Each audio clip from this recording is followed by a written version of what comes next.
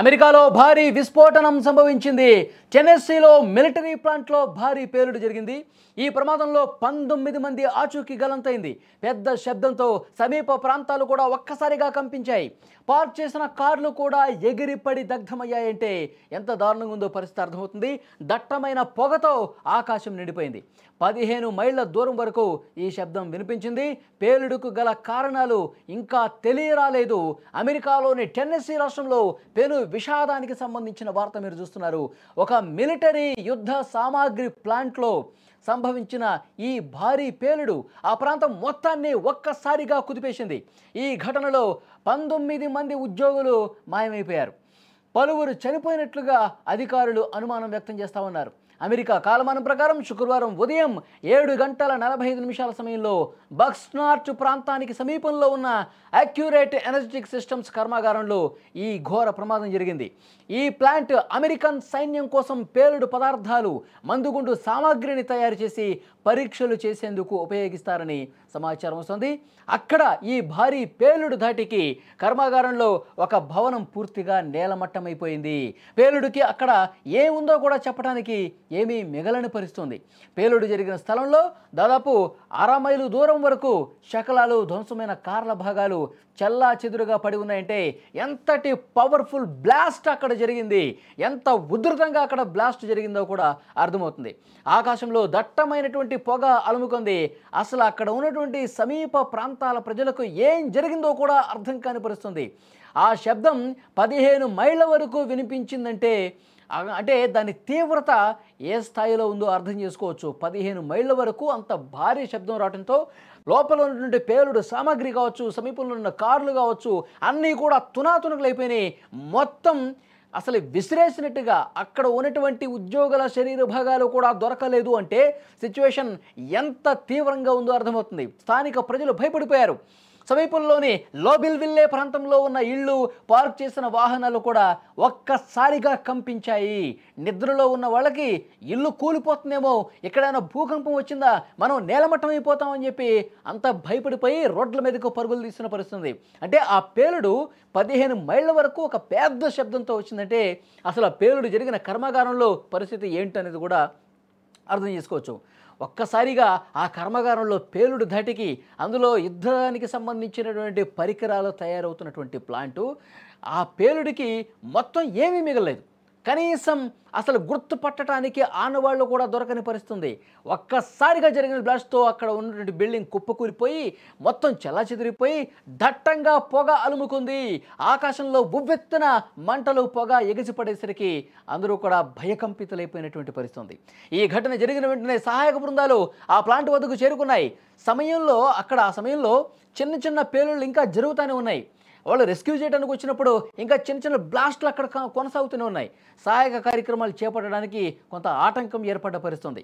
ఈ ప్రమాదంలో 19 మంది ఉద్యోగులు గల్లంతైపోయినట్టుగా ఇన్ఫర్మేషన్ వస్తుంది. అసలు వాళ్ళు ఆ సమయంలో ఉద్యోగులు ఉన్నారా లేదా, అసలు తునాతునకలైపోయారా, కనీసం గుర్తుపట్టని స్థాయిలో అక్కడ పరిస్థితులు ఉన్నాయి. అక్కడ ఉన్నటువంటి రెస్క్యూకి వచ్చినటువంటి సిబ్బంది షాక్ అయిపోయారు. ఇంత తీవ్రమైనటువంటి పేలుడు ఎందుకు జరిగింది, దీనికి కారణాలేంటి, అసలు ఇంత పెద్ద ఎత్తున పేలుడు జరగడానికి ఏమై ఉంటుందని కూడా వాళ్ళు మల్లగుల్లాలు పడుతున్నారు. మొత్తం రెస్క్యూ టీం, అక్కడ ఉన్నటువంటి స్టాఫ్ అందరూ కూడా వచ్చి చూస్తూ ఉన్నారు, పరిస్థితిని పరిశీలిస్తూ ఉన్నారు. ఆనవాళ్ళు ఏవైతే ఉన్నాయో పేలుడు ఏ విధంగా జరిగిందో కూడా నిశ్చితంగా పరిశీలిస్తూ ఉన్నారు. వీళ్ళంతా కూడా అంటే కనీసం ఒక్కటంటే ఒక్క మృతదేహం కూడా కనిపించలేదంటే వీళ్ళు చనిపోయిన వారి సంఖ్య అసలు ఎంత ఉంటుంది అనేది కూడా స్పష్టంగా చెప్పలేకపోతూ ఉన్నారు. వీళ్ళంతా చనిపోయి ఉండొచ్చు అని అనుమానం వ్యక్తం చేస్తూ ఉన్నారు. భవనం నేలమట్టం అవడంతో శిథిలాల కింద చిక్కుకున్న వాళ్ళని కాపాడేందుకు ప్రయత్నం చేస్తున్నారు. ఇంకా ఆ రాళ్ల కింద, శిథిలాల కింద మొత్తం తునాతునకలైపోయినటువంటి ఆ శిథిలాల కింద ఇంకా ఎవరైనా బతికున్నారా, ఇంకెవరైనా దేహాలు కనిపిస్తాయా అంటూ వాళ్ళందరూ కూడా రెస్క్యూ చేస్తున్నటువంటి పరిస్థితి ఉంది. గాయపడ్డ కొంతమందిని అయితే ఆసుపత్రికి హుటాహుటిని తీసుకెళ్లారు. గాయపడ్డ వాళ్ళ సంఖ్య ఇంకా తెలియాల్సినటువంటి అవసరం ఉంది. వాళ్ళు ఏ మేరకు బతికి బయటపడతారన్నది కూడా వాళ్ళు పూర్తిగా ఇప్పుడే ఇన్ఫర్మేషన్ నేను చెప్పలేమని చెప్పి అక్కడ అధికారులు చెప్తున్నారు.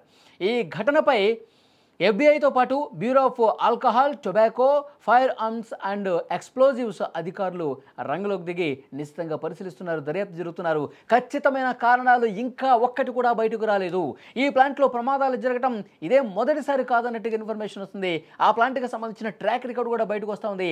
2014వ సంవత్సరంలో ఇదే ప్రాంతంలో మరో పేలుడు సంభవించింది. అక్కడ అందులో ఒకళ్ళు చనిపోయారు, 3 తీవ్రంగా గాయపడ్డ పరిస్థితి 2014లో. ఇప్పుడు ఏకంగా 19 మంది గల్లంతైపోయినటువంటి ఇన్ఫర్మేషన్ వస్తుంది. 19 మంది గల్లంతైపోయి అసలు వాళ్ళ ఆచూకీ ఏమాత్రం కూడా కనిపించట్లేదంటే ప్రమాద తీవ్రత ఏ స్థాయిలో ఉందో అర్థం చేసుకోవచ్చు. ఒక్కసారి స్క్రీన్ మీద మీకు కనిపిస్తున్న విజువల్స్ చూస్తుంటే మొత్తం ఆ బ్లాస్ట్కి చల్లాచెదరైపోయినాయండి. మొత్తం శిథిలావస్థ చేరుకున్నటువంటి దృశ్యాలే కనిపిస్తున్నాయి. మొత్తం కాలి బూడిదైపోయినటువంటి దృశ్యాలే కనిపిస్తున్నాయి. అక్కడ ఉన్న కార్లు కూడా, పార్కింగ్ ప్లేస్లో ఉన్న కార్లు కూడా చాలా వరకు ఎగిరి చాలా దూరం వరకు 1/2 కిలోమీటర్ వరకు దూరంగా ఆ కార్ల విడిభాగాలు తుక్కు అయిపోయి పడిపోయినటువంటి పరిస్థితి అంటే అర్థం చేసుకోవచ్చు. అంటే ఇది పేలుడికి గల కారణాలు ఏమైనా శత్రువుల నుంచి వచ్చిందా? ఈ పేలుడు శత్రువులు ఏమన్నా కుట్రపూరితంగా వ్యవహరించి ఈ పేలుళ్ళు చేశారా? లేకపోతే అంతర్గతంగా ఆ కర్మాగారంలో పరికరాల తయారీలో వాడే రసాయనాల వల్ల ఈ పేలుడు జరిగేదా? ఇవన్నీ కూడా బయటికి రావాల్సిందే. కానీ ఇప్పటి వరకు వస్తున్నటువంటి ఇన్ఫర్మేషన్ ఇంకా ప్రాథమికంగా కూడా ఎలాంటి ఇన్ఫర్మేషన్ తెలియలేదు. ఈ పేలుడికి, ఇంత పెద్ద పేలుడికి బిల్డింగ్ మొత్తం కొలాప్స్ అయిపోయి 19 మంది కూడా కనిపించకుండా పోయారంటే ఈ స్థాయిలో పేలుడు జరగటానికి ఏం జరిగి ఉంటుంది అనేది కూడా ఇంకా ఇన్వెస్టిగేట్ చేస్తూ ఉన్నారు. కొద్ది గంటల ముందే ఇది జరిగింది కాబట్టి ఇంకా మరికొద్ది గంటల్లో మొత్తం వాస్తవాలన్నీ కూడా బయటకు వచ్చే అవకాశం కనిపిస్తుంది. కానీ ఈ పేలుడు జరిగిన తర్వాత అక్కడ పరిస్థితి చూస్తే చాలా భీతావహంగా, భీకరంగా ఉన్నటువంటి పరిస్థితి ఉంది. ఆ ఉద్యోగుల కుటుంబ సభ్యులు రోధిస్తూ ఉన్నారు. అసలు గతంలో ఇంత పెద్ద స్థాయిలో, ఇంత తీవ్రమైనటువంటి స్థాయిలో పేలుడు జరగలేదని చెప్తూ ఉన్నారు. దీనికి కారణం వెలికి తీయాలి. నిజంగా యుద్ధ పరికరాలు తయారు చేసేటటువంటి ప్లాంట్లో జరిగింది అంటే నిజంగా అమెరికా శత్రు దేశాల నుంచి ఏమైనా ఈ విధంగా పేలుడు జరిగిన పరిస్థితుందా? లేదంటే అక్కడ తయారీలో ఉన్నటువంటి మిస్టేక్స్ వల్ల, అక్కడ ఆ పరికరాల తయారీలో ఏదైనా జరిగినటువంటి మిస్టేక్స్ వల్ల జరిగిందా? లేకపోతే వేరే కారణాలు ఏమైనా ఉన్నాయా అన్నది కూడా బయటికి రావాల్సింది. కానీ చరిత్రలో ఎప్పుడూ కూడా 19 మంది కనిపించకుండా పోవటం, ఆ పేలుడు దాటికి తుక్కు అయిపోవటం, అక్కడ సమీపంలో ఉన్నటువంటి అక్కడ వెహికల్స్ కావచ్చు, అక్కడ ఇతర సామాగ్రి కావచ్చు, మొత్తం చెల్లాచెదురుగా కిలోమీటర్ల అవతల పడ్డాయి. అక్కడ నివాస ప్రాంతంలో ఉన్నటువంటి ఇల్లు కూడా కంపించింది, భూమి కూడా కంపించిందంటే ఎంత తీవ్రమైనటువంటి పేలుడుగా ఉందో దీన్ని అర్థం చేసుకోవాలి. మొత్తం టెన్నెసీ రాష్ట్రం మొత్తం కూడా ఒక పెను విషాదం అలుముకున్న పరిస్థితి ఉంది. మిలిటరీ యుద్ధ సామాగ్రి ప్లాంట్లో సంభవించినటువంటి ఈ ప్రాంతం ఒక్కసారిగా బ్లాస్ట్కి అంతా కూడా భయపడిపోయిన పరిస్థితి ఉంది. ప్రస్తుతం ఇన్వెస్టిగేషన్ అయితే చాలా సీరియస్గా జరుగుతున్నటువంటి పరిస్థితి ఉంది. రెస్క్యూ జరుగుతోంది. శిథిలాల కింద చిక్కుకుపోయిన వాళ్ళందరినీ కూడా కాపాడుతూ ఉన్నారు. వాళ్ళని ఉటావుటిన అంబులెన్స్లో ఆసుపత్రులకు తీసుకెళ్తున్నారు. చాలామంది అసలు కనిపించకుండా పోయారు. ఇంకా తవ్వుతూ ఉన్నారు లోపల ఆ మట్టి పెళ్ళల కింద, రాళ్ల కింద ఇంకెవరైనా బతుకుంటారు అని చెప్పి వాళ్ళు రెస్క్యూ చేస్తూ ఉన్నారు. కానీ రెస్క్యూ చేస్తున్న సిబ్బంది కూడా ఆశ్చర్యపోతూ ఉన్నారు. వాళ్ళు కూడా చాలా ఆవేదన భరితంగా ఉన్నటువంటి పరిస్థితి ఉంది.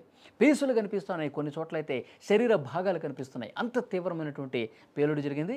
19 మంది ఇప్పటివరకు అయితే అక్కడ ఉద్యోగులు కనీసం ఒకళ్ళంటే ఒకళ్ళ ఆచూకీ కూడా లభించలేదు అని చెప్పి ఇన్ఫర్మేషన్ వస్తుంది. మరికొద్ది గంటల్లోనే ఈ పేలుడుకు అసలు కారణాలు బయటకు వచ్చే అవకాశం ఉంది.